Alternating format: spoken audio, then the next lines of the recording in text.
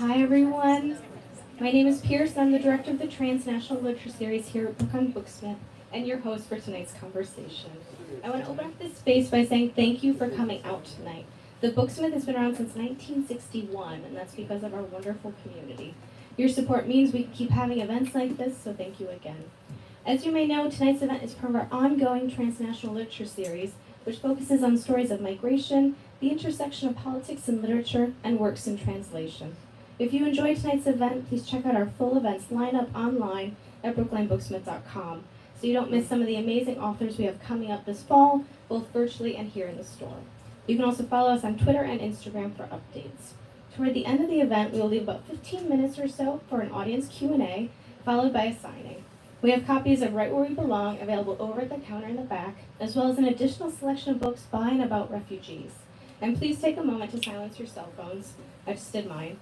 I think that takes care of the business end of things, so now I'd love to tell you a little bit about tonight's guests.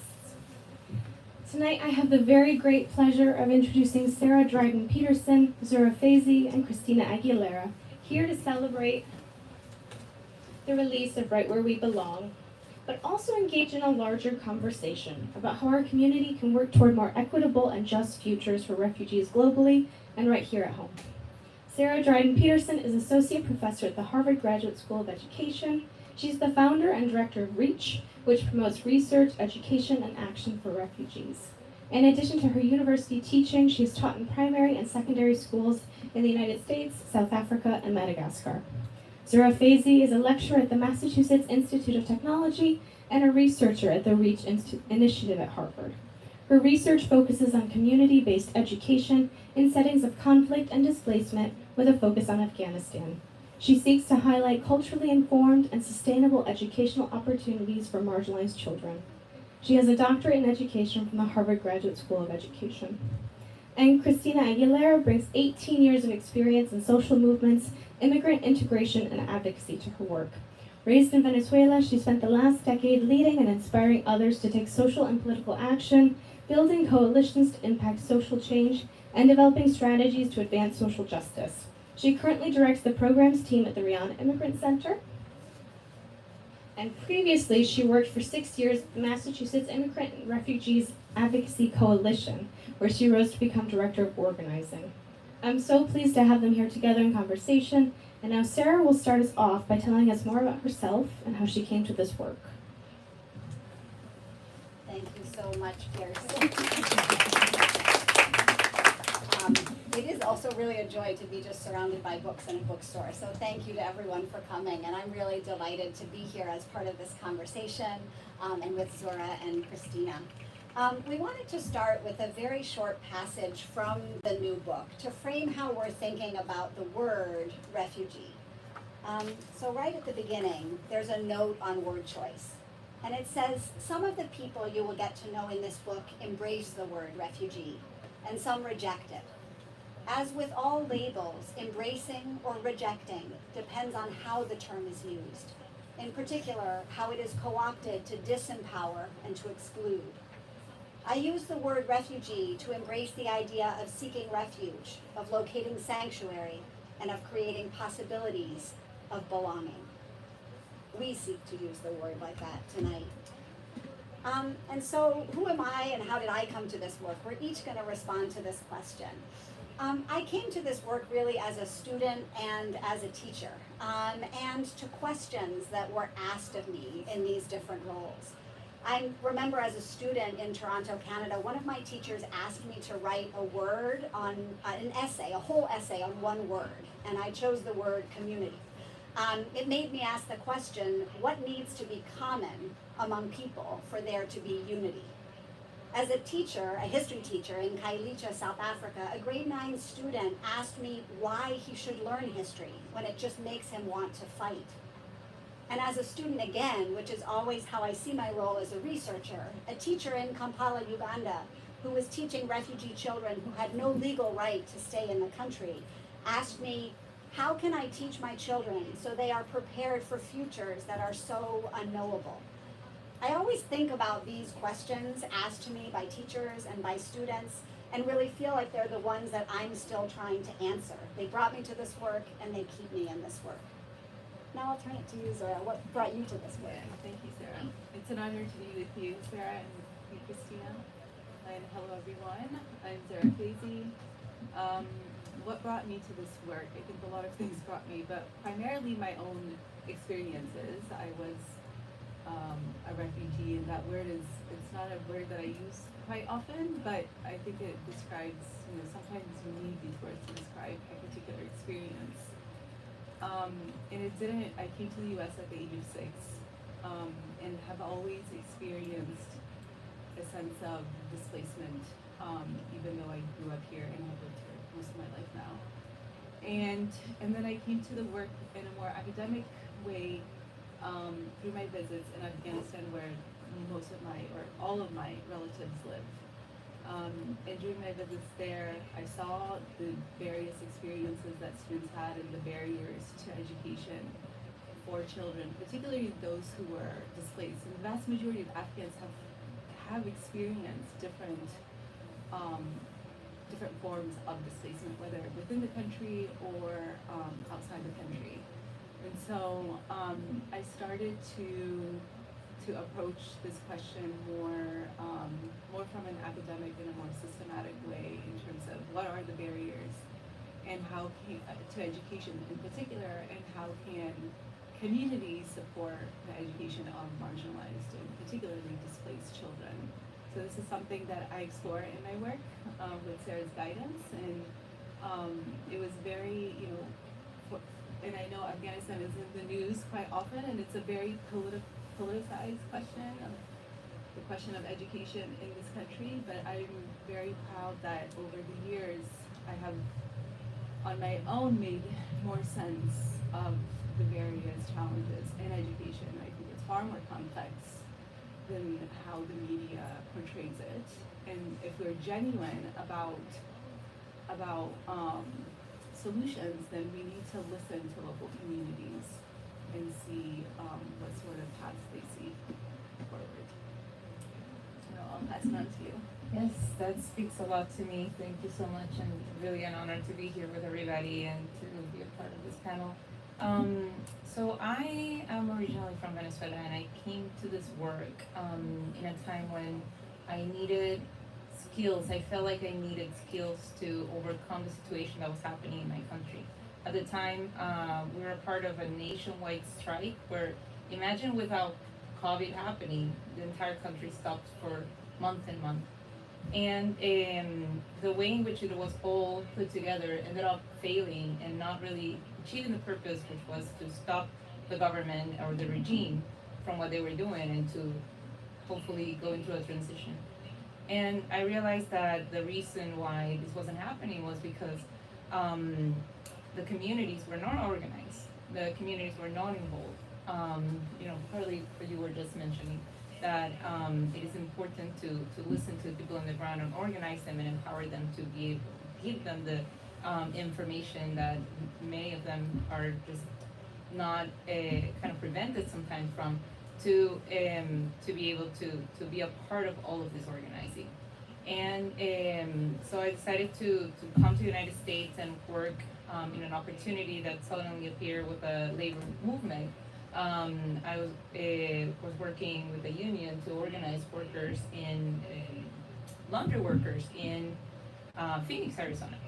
And in that process, what I realized is that all of the workers there, in my process of learning organizing skills, community organizing skills, what I learned is that all of the workers were immigrants and were refugees from Burma, from Cambodia, from immigrants from Mexico, and were really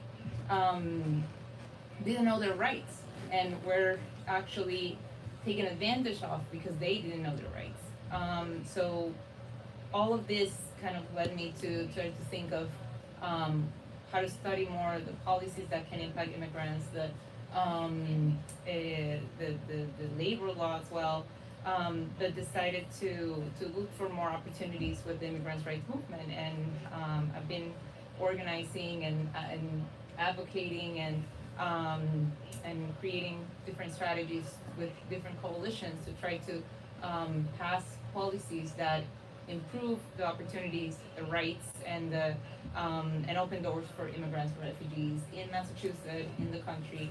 And I'm actually was in a meeting today where they gave me this little sticker that I have to say because it's part of really like how can you refugees, all the process that they go through includes mobility, the ability to really go and resettle whether it's because they want to or because the situation their countries are forcing them to, which the majority of the cases.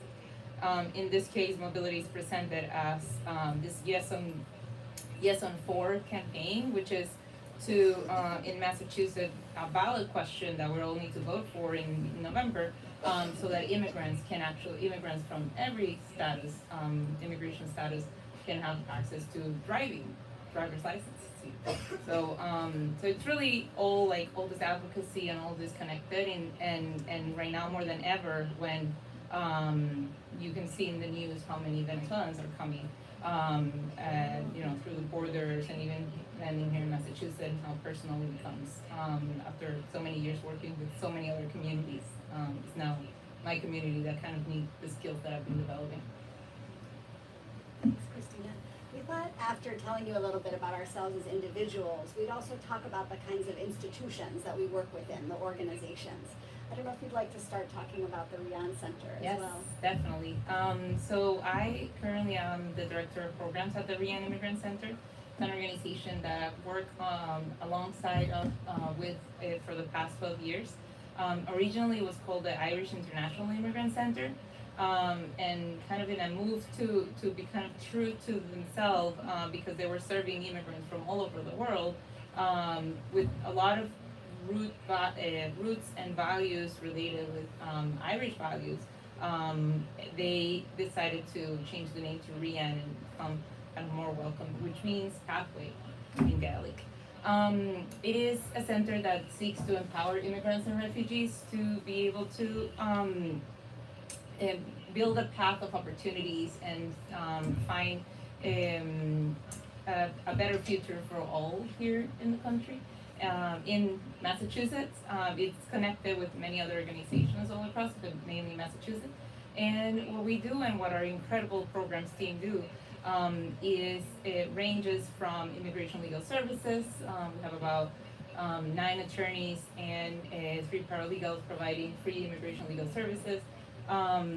We have an education team that is incredible and does ESL classes and citizenship, and also this individual achievement gap program to try to make sure that communities that are ready to think through their career path, etc., have like one-on-one tutoring. We have the resource and support services, which is 3 social workers that and a community engagement coordinator mainly for the Irish community because we kept like the Irish roots. But our social workers supporting immigrants in all range of both like mental and support services needed, and our international exchange visitor program that is mainly right now with Ireland, but we're hoping to expand. It's a J1 visa program for others to come and have an internship here and work for a year. So that's a little bit of what we do. We also have, and I think I was telling you all about this, the Massachusetts Immigrant Collaborative is an organization that we're a part of, that we kind of, our leadership co-founded. And it started with COVID. During COVID, undocumented immigrants were not receiving any of the financial support that many other communities were receiving.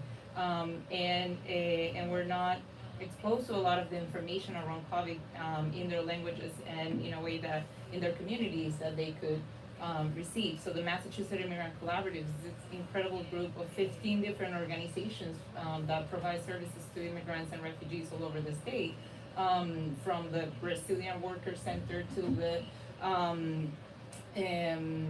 course I'm blanking on all the names right now, but all of these organizations are just very, very diverse and provide support to services to different communities. And it's one of the programs that we're really proud to be a part of, because for the last 2 years we've been providing cash assistance to communities in need, especially impacted by COVID, and other programming, including legal services. And I think this is in some ways one of the threads I think that we saw across our work when we were talking about it too, this kind of work on policies as well as work with individuals and really bringing communities together to listen. I'm just going to say a little bit about Refugee Reach, and Zuhra will join me with that. But I think this initiative that we have at the Harvard Graduate School of Education, where I'm on the faculty, really came out of one of the aspects of my work as a researcher and also a teacher and as someone who tries to work in policy, of this kind of privilege to move across these different spaces in schools, in a particular city schools that other teachers working 10 miles away may not have access to, or between high-level roundtables in Geneva and intentionally really under the radar community schools in Beirut. And the question that I often get asked in all of these different spaces is, what's going on in the other spaces? Can you tell me about what other teachers are doing? Can you tell me about what other communities are doing? Can you tell me about the organizing efforts in different places? And as we really tried to think about how to do this work in refugee education, trying to create Refugee Reach as a way to bring together educators, policymakers, and researchers in these kinds of conversations, both locally and transnationally, to really think about a lot of the dilemmas that we don't have good answers to, the kinds of really hard questions that we confront in classrooms and in communities about how to create these strong sense of belonging and opportunities for learning. And I know, Zuhra, you're going to talk about a concrete piece of work that way. Yeah, I've been a part of Refugee Reach for since I was a grad student, and I've created, well, I have several publications on the website, but one that I recently created was a resource for educators in the U.S. to help them build relationships of trust with their Afghan refugees in particular. And this work is based on, or it brings together some of the work that I did in Afghanistan in a community school. It draws on my data with the teacher there who was really the center of community and really showed me what community looks like in a place like Afghanistan. So I drew on the observations that I made from this classroom as well as his interactions with students to create this resource. And it's very specific to Afghan refugees because I think its context is important. And so hopefully there are some threads that you can apply to other communities, but there are parts of it that are also quite, that are context specific. I've also incorporated resources within this document that draws on general best practices within education, as well as our knowledge of what community means and how to involve community in schools in order to help educators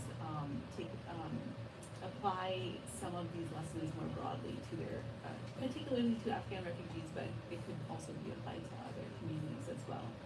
And I think, as Sarah said, one of the goals of Reach is to create work that can actually make an impact in the world, that can be directly utilized within the classroom or by policymakers or researchers.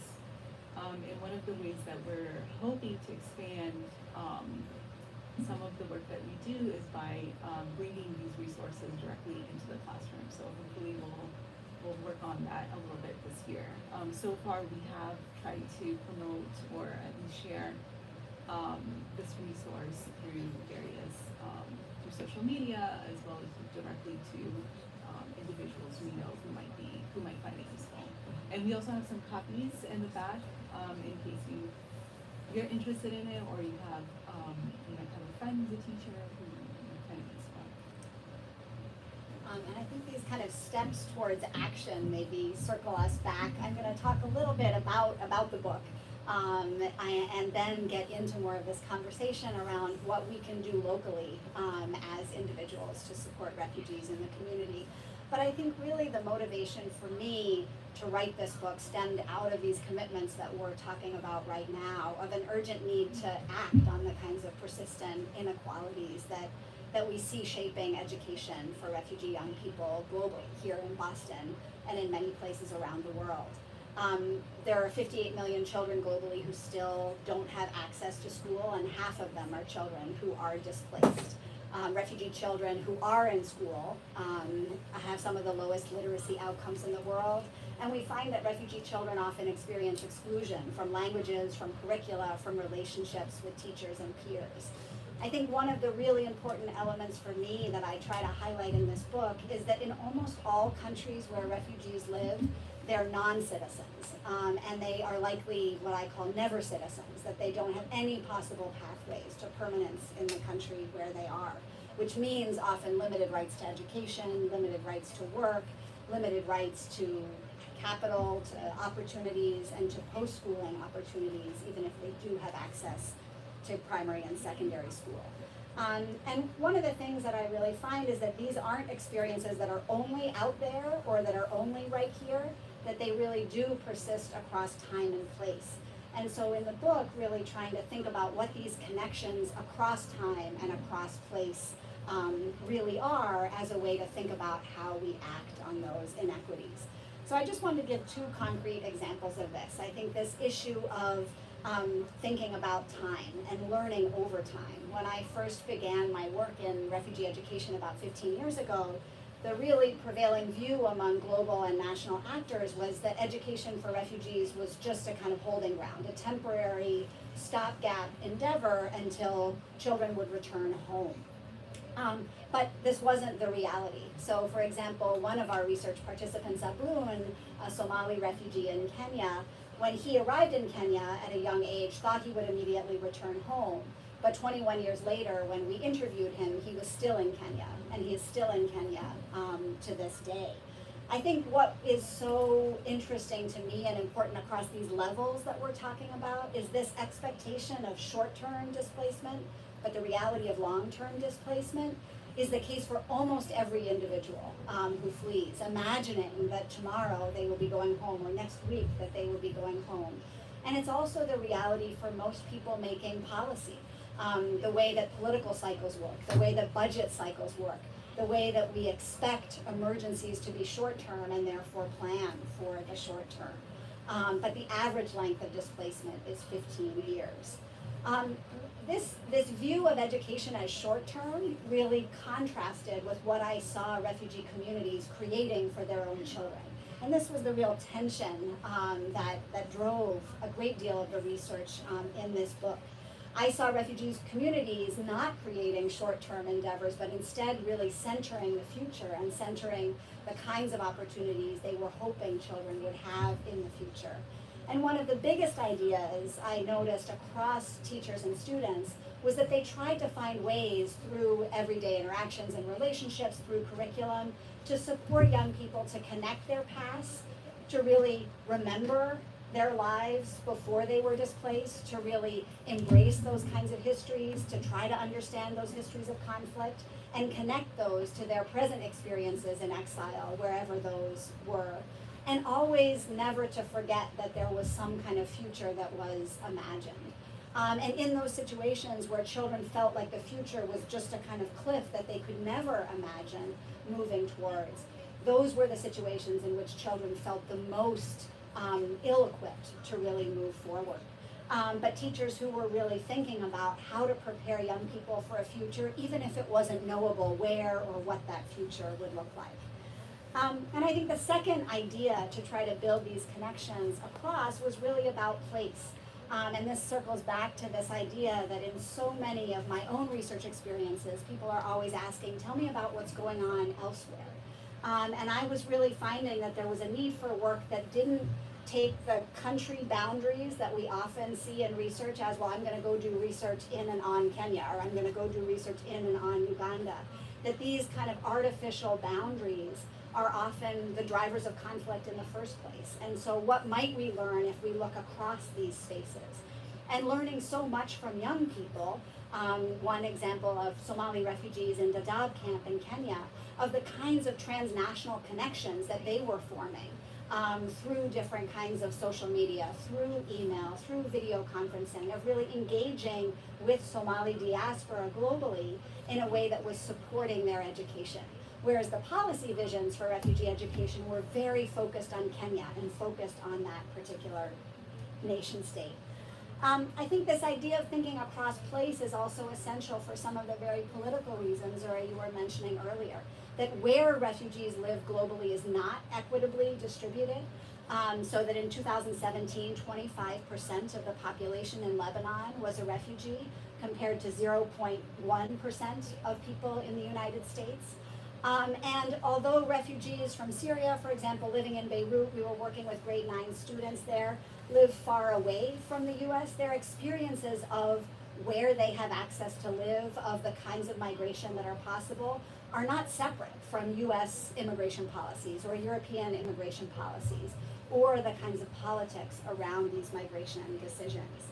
And so this kind of interdependence, when we look across time and place, I think shows the need to take action for more just and equitable education for refugees, to place it in a larger context, not just within Boston or just within Lebanon, but really trying to learn from the past as we look towards the future, as well as seeing the interdependence of refugee education and educational experiences of young people in all of these places that can seem disparate on a map, but which they see as connected through these global policies and politics. And I think this really brings us to the question that drives the conversation tonight of how a community can support its refugees. And we can think of community, global and local and transnational in those ways. So Zuhra, I'll turn to you first to think about this big idea. Thank you. Well, firstly, I've thought a lot about this concept of community. What does community mean? I think some of the things that I've taken away is that all of us belong to multiple communities. And I think each one of us knows the communities that we are a part of better than those who are outside. And so the first thing I want to kind of have everyone think about is, what can you do within your own community? Just knowing who's within this place, who has power, whose voices are heard, whose voices are not heard, and how can we make space for others within that community, and particularly refugees and immigrants. So I think I can provide some ideas, but I think it's really important for each one of us to reflect on the communities that we're a part of, and how power operates within those communities, and how we can take advantage or leverage that power in order to create more welcoming communities. And then secondly, also on an individual level, I think it's really important to educate ourselves about history and politics, and the global dynamics, not just what's happening within the US, but what's happening abroad, and to start to question and think critically about how refugees and immigrants are portrayed. And you can see, I think a few months ago, there were several pieces on just the differences between how Ukrainian refugees are portrayed versus refugees from Afghanistan or Syria. And there's a lot of history. It's not just something that's happened in the past 3 years, but there's a lot of history that goes back to just how different communities around the world are portrayed, particularly in Western or US media. And I think we have to really question that, and also question our own biases and what we've been taught to believe about different communities, in order to create more open communities and in order to support refugees. That's the first step. I think it begins on an individual level before we can start talking about community level. And then some of the things that came out of the resource that I created for teachers, first was this idea of creating a safe and secure place. And these ideas emerged from the work that I did in Afghanistan, which was that there's a difference between safety and security. Security has to do with physical security, feeling safe, and some of that, it might seem like once you're out of a conflict zone that you are secure, but it's not necessarily the case. In a lot of spaces, we still have physical violence. But safety is even more relevant. A feeling of an experience of social well-being within different spaces, within schools, within work. And this is more complex. So how do you welcome someone so that they feel welcomed and included, a sense of belonging? And I think it connects to what I said earlier about first educating ourselves. And I also feel like we need to take some risk and ask questions I know as someone who came from a different culture and still recently I was in Afghanistan, I don't mind it if people just ask. It's something that I think being from another country, and particularly a country that's in conflict, it's not necessarily something that you just put away when you come to school or when you come to work. And so I think curiosity is really important. And learning to ask questions in a sensitive way can really lead to generative conversations. And this takes time. Trust is something that I explore through my work, and trust, more than anything, just takes time and takes relationship building. And lastly, I think it's really important to build partnerships with other communities. So if you are interested in supporting refugees, find communities that do that work already. And it's going to look different, I think, for different communities. I don't know as much about Ukrainians, but I know with Afghan refugees that the mosques or religious centers do a lot of work with Afghan refugees. And because of that, over the past few years, mosques have had to figure out how do we support these new members of our community. And so I think it's really useful to look at what the work that they've done and the work that they're doing with families. So particularly for schools, I think it's really important to connect with those community organizations that are already doing the work of supporting refugees. One thing I'd love to pick up on here, I think this, the resource that Zuhra's created, which you'll see, is actually mostly questions. And I think it really speaks to this thought that you were describing of sometimes it can be really hard to know what to ask. And I think in our conversations with teachers, of talking with teachers who say, I want to understand the experience that students have had. I want to know how I can be a better teacher, but I don't even know how to start those conversations. And so this kind of questions you could possibly use, I think became a really interesting model to think of working with teachers that way. I wonder if there's a way to bring some of what you were saying earlier, Cristina, about a kind of organizing model that builds from relationships, but also imagines not only that individuals change, but that society changes. And what this means for thinking about a community supporting its refugees, that it's not just about a refugee individual or a refugee community, but also about the whole community and how it's recreated together. Yeah, and that's interesting because one of the programs that we had for a long time was called Welcoming, was part of this Welcoming American Network, and then Welcoming Massachusetts, and we would bring into communities that were experiencing tensions.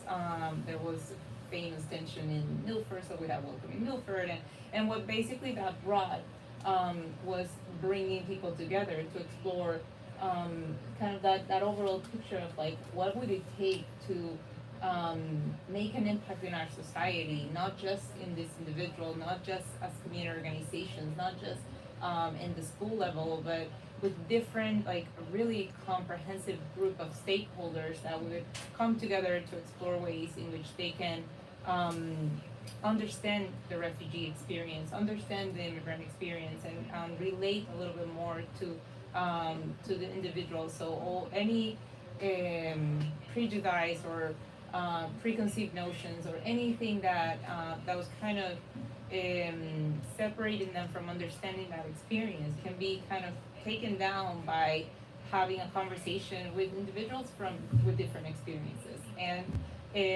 I think like being and with Rian, they did a lot of this type of conversations, bringing together different communities. A little bit of what you were saying, like they had something called like Black and Green, and it was like African American community coming together with Irish communities, and for coffee, for conversation, breaking bread, and getting to asking those questions that we might have in mind, but that were not necessarily easy to ask if this kind of spaces weren't presented. Maybe the same with the Brazilian community and the Haitian community, and I think that breaking kind of those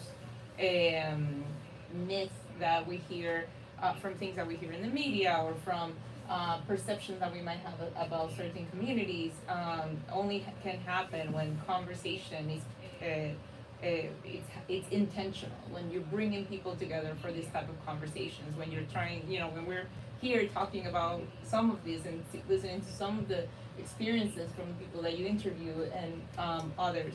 And I agree a lot with what you were saying in terms of the starting with your own community as well, because even though we could create all of these efforts to try to mitigate tensions between immigrants and non-immigrants in communities when these arise, and it really helped. It allowed communities to feel a little bit safer in certain areas of the state where there were really big tensions that were turning violent, that were turning unbearable for several communities. When you think about the individual and the communities that you can go a lot farther into bringing out any type of support. But it needs to start from the question. And I feel like a lot of what you were saying was resonating a lot, because that's a lot of the organizing mindset of relationship building and of understanding that every single refugee and immigrant that comes has their inner power, has their own lived experiences, has their own learnings, their own education, their own different way of seeing things. And it needs to start by asking them and understanding what is it that they really need.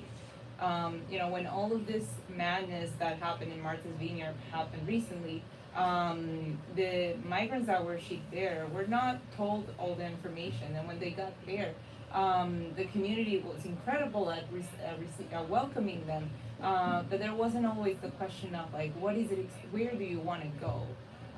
Do you want to be in this island in the middle of nowhere? Do you want to be in this base in this military base, and we're gonna take you with 155 National Guards, a whole bunch of Venezuelans interacting with National Guards? There's nothing more triggering than that for a Venezuelan than National Guard, because we've had a lot of trauma from experiences lived in under this horrible regime that has created the second largest crisis of refugees in the world. So they're asking and understanding like, what is it that they want to do? Maybe they don't have a specific relative to meet with or a specific end path like line up, but they have a dream that it's related with like going through so much hardship to get here, or to get wherever refugees may land, and kind of start again. So there's I think it really starts with understanding not just like how can I support, but exercising something that at Rian we did a lunch and learn about radical hospitality, exploring what that really means. What is it? What is radical about it? Is it radical to donate a pair of jeans that I don't use anymore to these migrants that just arrived? Or is it radical to go and talk to them and ask them, what do you need? What were you hoping to do? Can I connect you with something? Is there anything that your family needs that I can personally directly provide and organize my own community to figure out how to like be hospitable and with you in a way that meets not only your needs but your dreams and your hope. And going above and beyond is really what that radical piece is, which is again not just you can connect them with community organizations, but can you call the organization and figure out if you can get an appointment for them? Because there's a lot of language barriers and a lot of systems that are different, and a lot of wait lists in all the services that many organizations provide, because they're just not enough. So we're really lucky to be able to provide all of these services and see the humongous impact on communities when they receive them. But we're always also trying to figure out ways in which we can expand them and also incorporate more volunteers into the work that can support kind of one-on-one that specific migrant and refugee journey. I wonder if one of the kind of new pieces of work that we're trying to look at is not only this kind of building of solidarity, but what it takes us to sustain solidarity over time. And I know, Zuhra, you've thought a lot about sustainability and thinking about what that means with these initiatives. I'm also curious as to, some of what I think we've seen with the welcome of Ukrainian refugees in Europe, and in some ways in the US as well, is the kinds of macro level, like big picture policy and legal rights that in many places where I work around the world are the kind of the big pieces that seem like they're missing. So when someone arrives in a country, that they have the right to stay for however many years, for 3 years, for 5 years, that when someone arrives, they have the right to work immediately, that children have the right to go to school, that there is language support for Ukrainian children learning in Polish schools right away.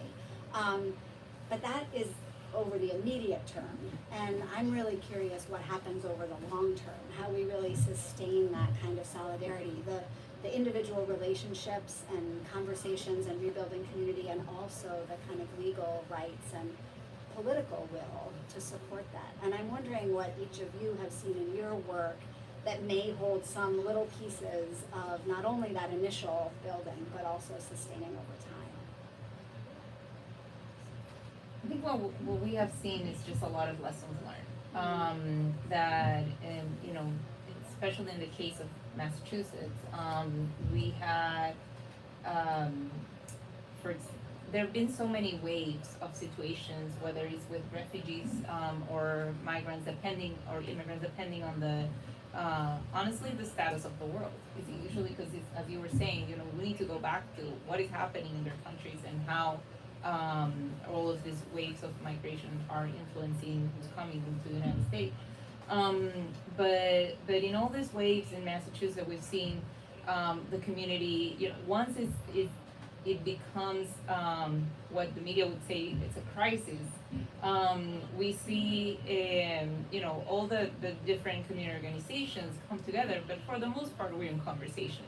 But then all the institutions also start coming together out of the woodworks, and many of them, you know, are consistent in some of the support. But I think the importance is the important piece that I would love to see is that you know, we are prepared for these crises, as opposed to just every time one happen, like starting having conversations from zero, which is infuriating.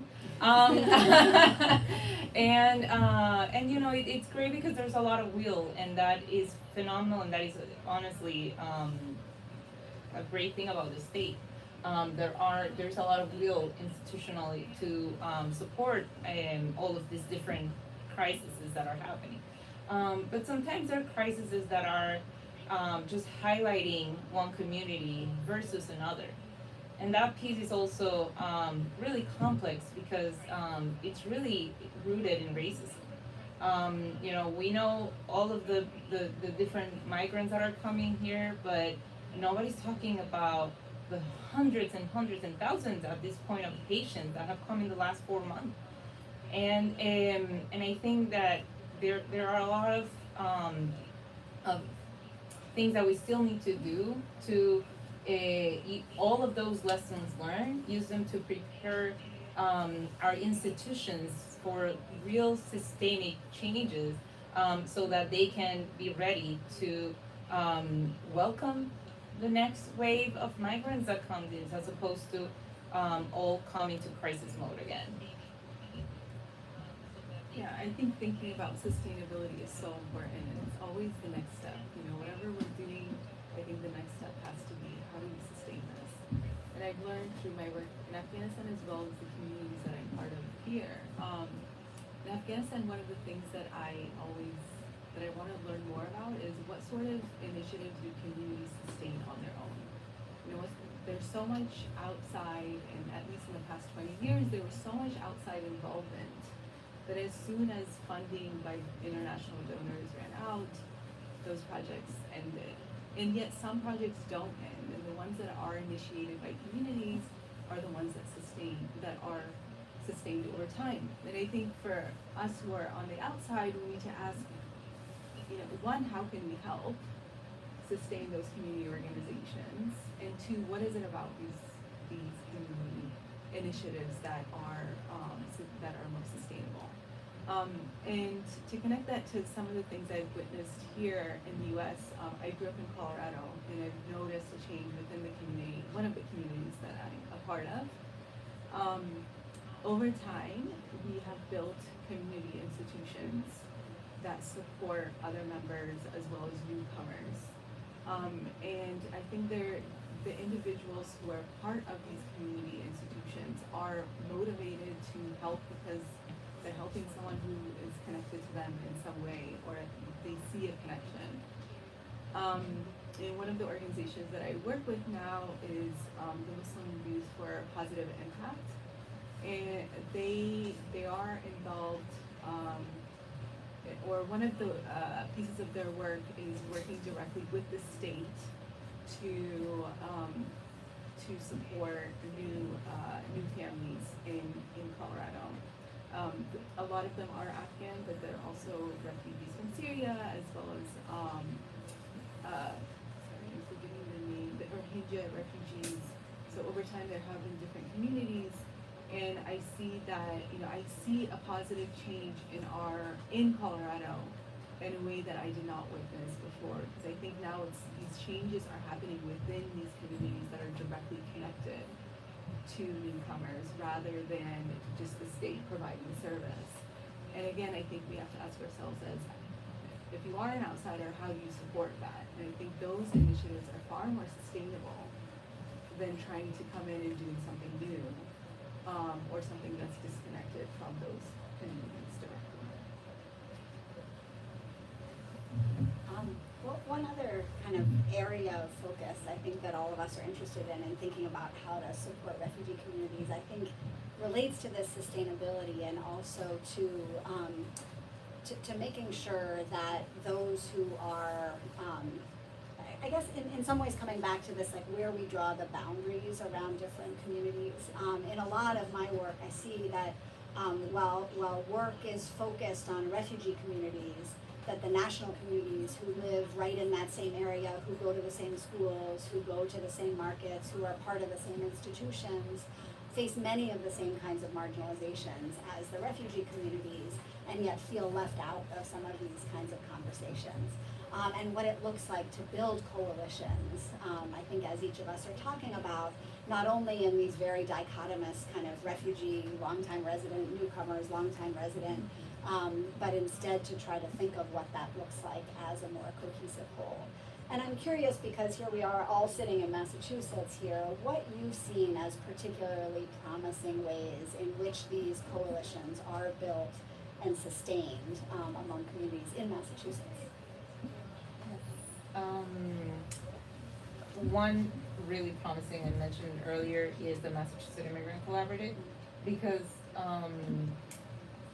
all of these 15 organizations that represent different communities, that are in different, not just different ethnicities, but also regions of the state, that have very, each community might have very different needs, but they were all able to come together out of the needs of the community during COVID, and have remained together, meeting every week, to figure out in which ways we can make sure that our communities have more capacity building and education accessible to them, legal services, which is an identified need, and all of these priorities are focused on what each of them are hearing in the community.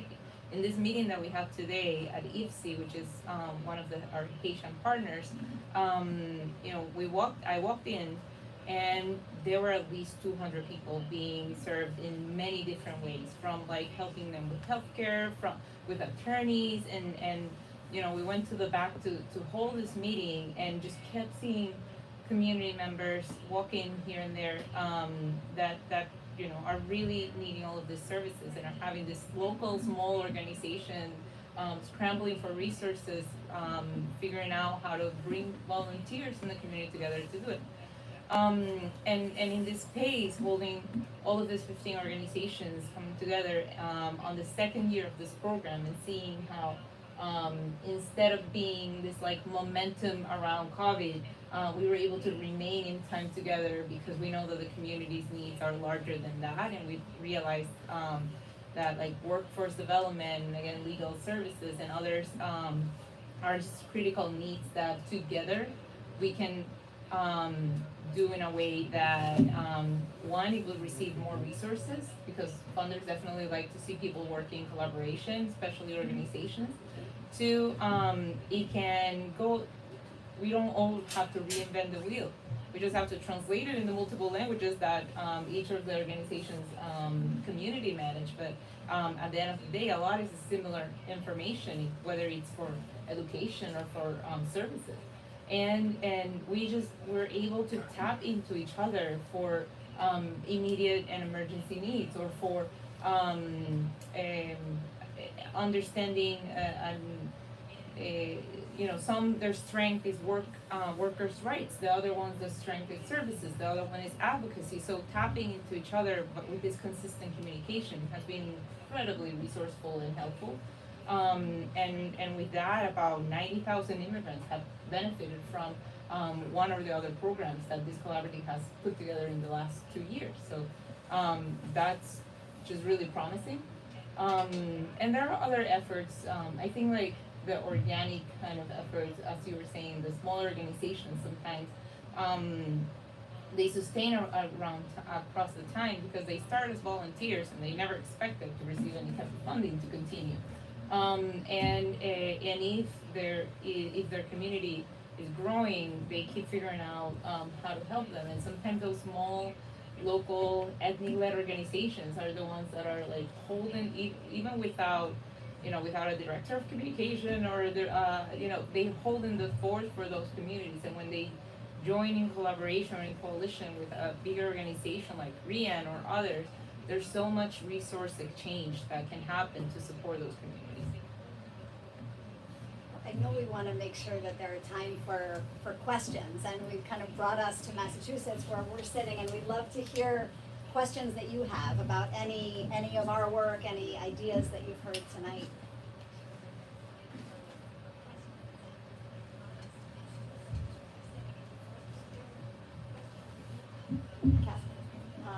So thank you all for these observations and comments. I'm a little worried about the conflict that I think emerges in these different representations of what works and what gets sustained in particular. I mean, I can certainly see sort of the value of the Muslim youth organization as a basis for sustaining interest in refugees from Syria and Afghanistan, and maybe imminently from Iran and from other such places. But at the same time, it seems a little bit in conflict with the notion of a more general societal commitment to support refugees, that it should be a within the community responsibility rather than a cross-community responsibility. Can you talk about that tension a little bit? Yeah, I think that's really important. And even as Sarah was asking those questions, say the question again? That was a long. It was a long question. The tensions between the commitment of local organizations to refugees versus more long-term systemic support. I think that was. Yeah, sort of Yeah. Within community support versus societal responsibility. Societal responsibility. Yeah. I think it's, and maybe I'm slightly pessimistic because I'm from these communities, that I depend more on the community support, and maybe less hopeful about societal commitment. And I think that's my personal experience. It doesn't necessarily mean that's, the question really is, who has the power to change those broader structures? And I know for me, my commitment is at the local level because I feel like that's where I have the most impact. Whereas I think some people in the audience might have more power at the higher level, at the systemic level, where you can make your impact there on the local level, because that's where I feel connected and where I feel like my work is meaningful, and where I'm motivated to do the work. It doesn't necessarily mean that the other the systemic work is not important. And I mean, I think the changes I see in Colorado are so, and Massachusetts I think is even more developed in some ways, but the changes I saw in Colorado give me a lot of hope, because these organizations do not operate in isolation. They are all connected to the state, and they're getting their funding from the state.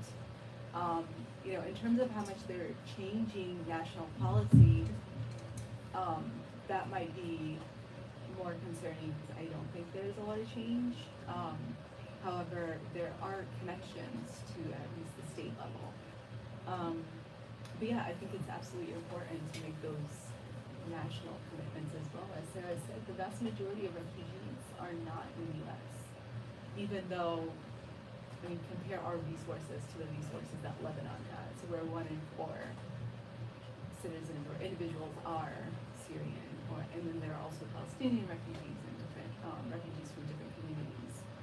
Or in Afghanistan, the majority of Afghan refugees are in Pakistan and Iran to this day. And until the Syrian crisis, the largest number of Afghan refugees, or the largest number of refugees in the world were Afghans. And that's something that the U.S. is directly connected to, right? That's not something that just happened out of nowhere. The U.S. was involved in Afghanistan since 1979.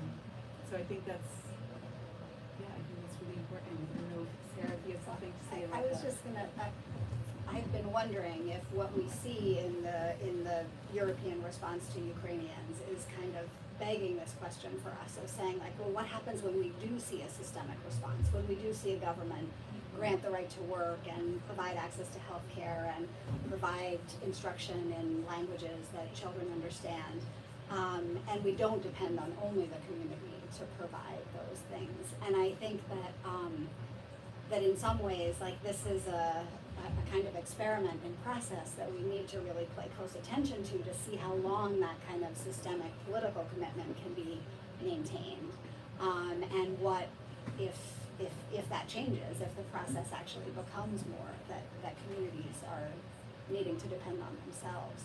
I think there's some really interesting examples of more at the city level in some countries where cities have policies that really do try to support not only kind of well-being and health and education for refugees, but also for long-time residents, actually as a mechanism to maintain this kind of political will and to build in the possibility of more systemic change.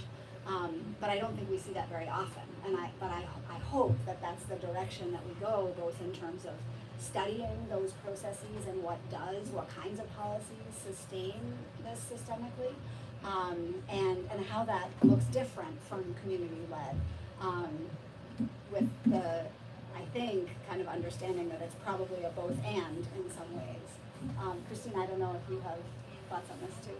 It is complex, of course, like all of these topics, but I think that there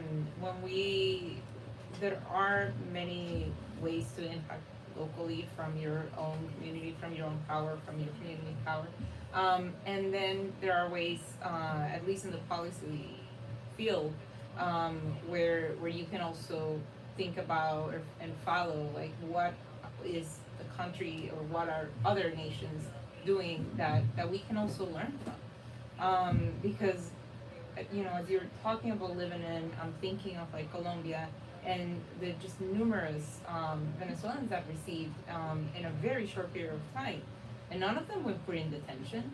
None of them were, was it very complex for them? Yes. But they figure out the country and the authorities and the community figure out a way to, at least in the beginning, like, make sure that they were welcome, and that they had healthcare, and that they had like certain access to many things. After a while, like xenophobia comes into place when the numbers are really high and there's a lot of tensions, of course. But I think that we like figuring out what other countries are doing and trying to model that can be ways in which you can present to and bring to the national conversation, like what can we do differently? How can we follow others that are doing a better, taking better actions around it? It's interesting that you mentioned Colombia too. I was on a webinar this morning with the Secretary of Education for saw. Bogota. Okay. And she was talking about this care protocol that they are implementing in all kind of Bogota institutions and schools. And I'm really curious, I think this is one of my big questions of like, can you make public policy that makes people care about each other? And I think that we don't often think about systematizing relationship building. But are there different examples of ways in which, if we practice this enough, and if we put in place the kind of structures in which it might work, that we actually can learn to be more caring, that we can learn to build these kind of relationships that are hard to build? I think I don't know if I've been able to experience something like that where like I think hearts and minds need to be changed first, because the policy will always bring controversy and polarization around. Well, not always, but it happens, and I've seen it way too many times. But in order to get to the point of like mutual understanding, I think there is a lot of the institutions can do and the government can do to try to promote better, more strategic. I think it's also sometimes about strategic communications. Like, how are we portraying what is happening? Are we portraying as something positive and welcoming, and the kind of the outpour of support that we saw from volunteers recently in Massachusetts? Or are we portraying it as a threat, like it is sometimes seen in the border or in other places? Institutions can also frame the conversation in a way that can help society rethink the way in which they're going to react to this, and they have a role in that. Love your other questions.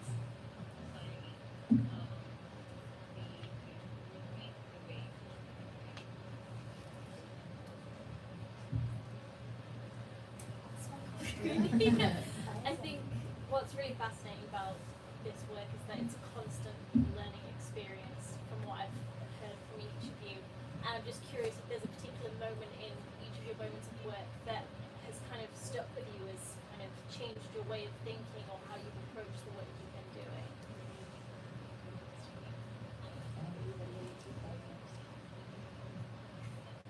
Just put you on the spot. A moment in time that has changed, that in this work, just to repeat the question, a moment in time where during our work around this, that has been impactful enough to change the way in which we're approaching it, right? And Yeah. our perspective. I wouldn't say it changed the way I did it, but it made it very personal. When all of a sudden, after like feeling that I was supporting my community as an immigrant and by supporting workers' rights for refugees and immigrants, educating about their rights and policies that would be more welcoming for immigrants and refugees, that would be more accessible for education and other things. And then all of a sudden, it was my community, it was my family, it was this kind of like shock of like, it just became a lot more emotional and it came with a layer of kind of like trauma that I feel like I started to understand more the complexities of and the need for mental health support for people that go through all of these journeys, and the feelings, the direct feelings. Like you think that you're being with empathy you can get there, but then it happens to you and you realize like you understand it from a very different perspective. I'm thinking of two very specific kinds of experiences. One, I alluded to the question right at the beginning where a teacher in Kampala really posed back the question to me, kind of how do I teach the children who are in front of me right here today to live and survive and be able to feed themselves and be safe in Kampala, while also knowing that they're likely not going to be here in the future and they actually have no idea where they're going to be. So this question of what language should we use is a big unknown, and this question of what history should we teach is a big unknown, and this question of how do I support kids to think about the opportunities that they're really looking for while not setting them up to just be disappointed one time after the other, but instead teaching them to create those opportunities. And I think that really shaped my thinking about this kind of linking past, present, and future.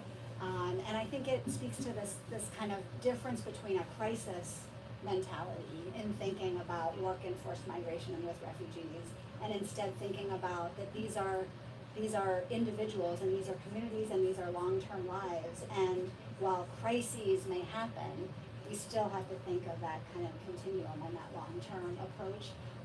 And I suppose that's what comes from being in the field of education too, is that it's never a one day in the classroom or a 1 year in school, but really a long-term trajectory in that way.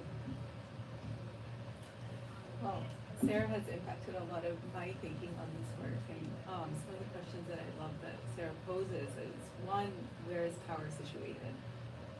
And I've always thought about that, and where does change happen? I think it's really important for us to think about those two questions and to start there. And I also would add, I think, what is our individual responsibility in this work?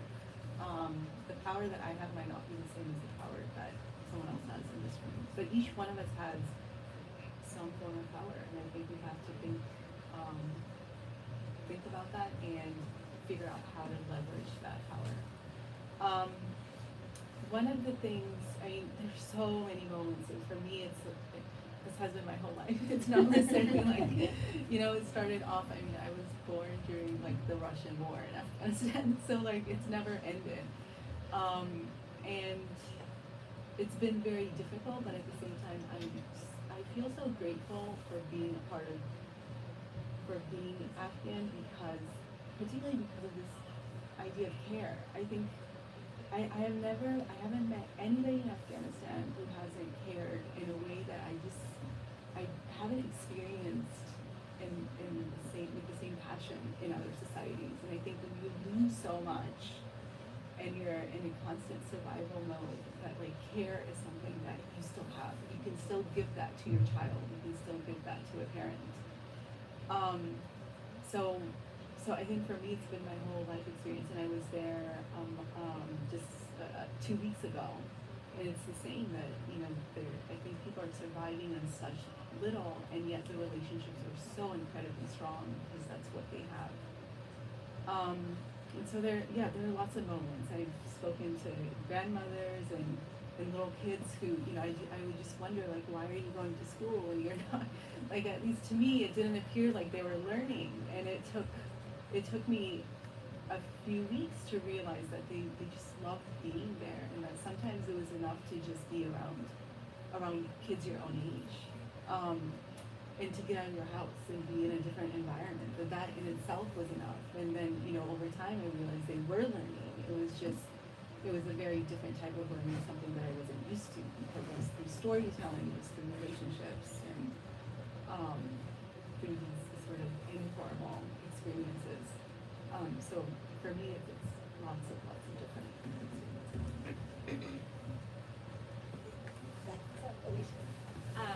So my question kind of builds on the last few comments that you all made, and I feel like often you see the people who are in this work and who have this level of deep empathy and are committed to that radical hospitality that you mentioned have experienced some form of displacement or disjunction, and that has really kind of propelled them into this work and grounds them in it in a lot of ways. And so how do you see that work, or how do you see more people becoming involved in that work? Obviously, we don't necessarily want everybody to have to experience displacement in order to be committed to this work, but I think sometimes when I'm feeling more pessimistic, it seems like maybe that is a requirement for that, and I'm curious about how you see as somebody who's interested in education, how can we teach people to embrace and have that kind of commitment to social justice in this way, even if their own life experiences might be of more privilege or more stability? I think that when change can happen one person at a time. And when you connect with someone that you're able, with a piece of information, with a phone call, with a connection, with any type of like support that they might need at the moment that you ask for them. And that leads to a life-changing opportunity for this person, or to at least like you know that you took them to got them to a better place because of that kind of access that you had that maybe they didn't.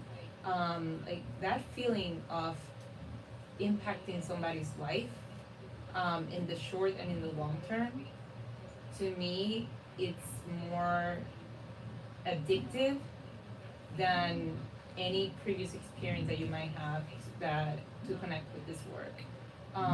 So really, I invite you to think about that, and like, how can you touch the life of one person, just one person, whether, and figuring out like, what is it that you can go above and beyond to support that one person, with, and see the impact of that in their life. And it's gonna feed your spirit so impactful that, it doesn't matter where you're from or whether you have a similar experience. You're gonna want to do more. We had one more question. Yeah. Could you tell us a bit about the concept of the book itself and the reasons you wrote the book, and summarize the content of it? Should we buy the book? And so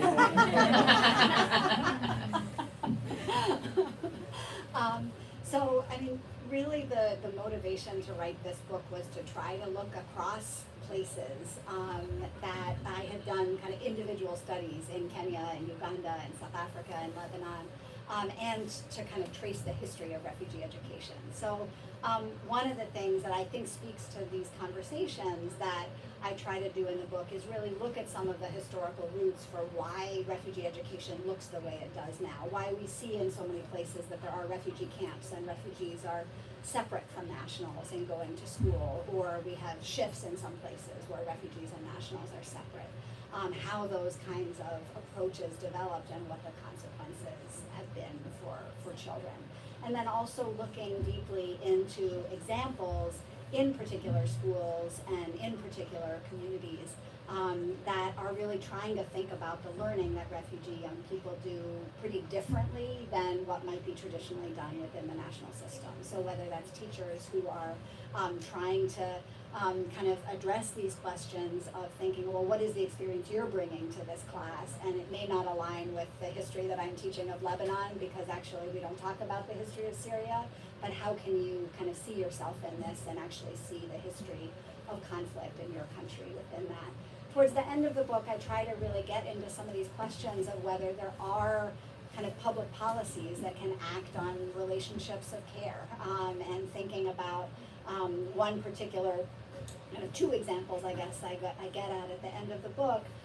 One, a community in the U.S., Lewiston, Maine, that over a very short amount of time, the population of Somalis in Lewiston increased dramatically.